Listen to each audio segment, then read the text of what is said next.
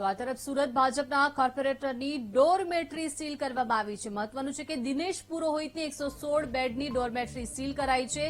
Underground ડોરમેટ્રીમાં far એનઓસીનો અભાવ જોવા મળ્યો। દર મહિને ડોરમેટ્રી દ્વારા લાખોની કમાણી કરવામાં આવતી હતી અને ડોરમેટ્રી માટે અધિકારીઓ પર દબાણ કરાતું હતું। યાત્રીઓ ડોરમેટ્રીનો ઉપયોગ કરતા હતા। અંડરગ્રાઉન્ડ ડોરમેટ્રી અંગે અનેક સવાલો ઉભા થઈ રહ્યા છે।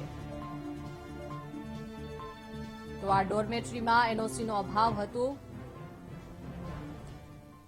વધુ માહિતી સાથે સંવાદદાતા શૈલેષ ત્રિવેદી જોડાઈ ગયા છે। શૈલેષ, સુરત ભાજપના કોર્પોરેટરની આ ડોરમેટ્રી સીલ મારવામાં આવી છે। મહત્વનું છે કે સુરતમાં આવતા અનેક યાત્રીઓ આ ડોરમેટ્રીનો ઉપયોગ કરતા હતા।